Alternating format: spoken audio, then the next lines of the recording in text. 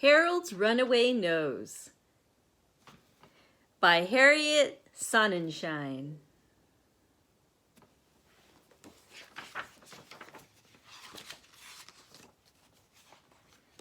Harold used to look like an ordinary bunny. He had soft fur, long fluffy ears, and a cute little pink nose, just like all the other bunnies. But one day that changed. Harold caught a cold. His fur was still soft, his ears were still long and fluffy, but his cute little pink nose turned into a big red stuffy nose. Harold was not happy. Harold's mother brought him nose drops. "This will get rid of that big red stuffy nose," she told him. "Just tilt your head back." She squeezed 2 drops into each nostril. Harold wondered what was going to happen. He didn't want his nose to go away, just the cold. Would nose drops really make his nose drop off of his face?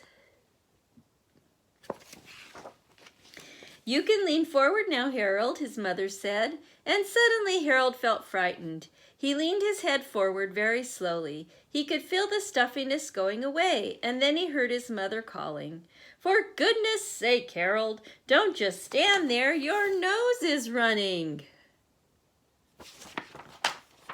"Oh no," Harold panicked. "So my nose did drop off my face, just as I feared, and now it is running away. What shall I do?" Quick as a flash, Harold was off and running too. He was running after his runaway nose.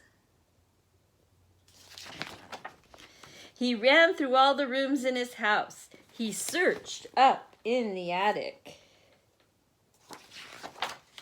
He searched down in the cellar.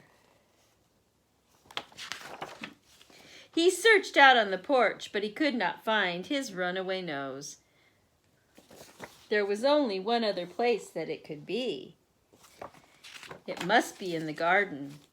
"Harold, get your handkerchief," his mother told him. "What a good idea," thought Harold. "I will use my handkerchief as a net, and then I will surely be able to catch my nose." Harold raced into the garden with his handkerchief raised high in the air. He scurried across the grass and crawled through the bushes. "Aha!" he exclaimed as he pulled out his nose from its hiding place under a thorny bush. But it wasn't his nose at all. It was a plump raspberry. "There it is, hiding among the flowers," Harold said. But when he got closer, Harold saw that it was a lonely red rose, not his nose. Harold hopped past all the bushes and shrubs, and he got very tired. He wished he could pause to catch his breath, but first he had to catch his nose. And then Harold spotted it up in an oak tree, hiding in a pile of straw. He had to trap it, but it flew away. "That wasn't my nose either." It's a baby robin that he frightened away. Harold grew very disappointed. He was sure he would never get his nose back. He had never felt so sad in his entire life.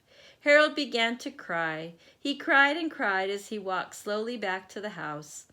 When Harold's mother saw him, she asked, "What is the matter, Harold? Why are you crying?" Harold tried to tell her that he wanted his nose back, but he was crying so hard the words wouldn't come out. I want, was all that he could manage to sob. Harold's mother became annoyed. "Oh, Harold, stop it. Just look at yourself. All that crying has brought back your big, red, stuffy nose. Really now, is that what you wanted?"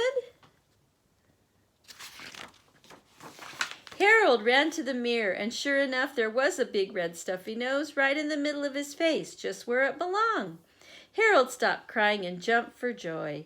"Oh yes, Mother," he answered excitedly. "That is exactly what I wanted."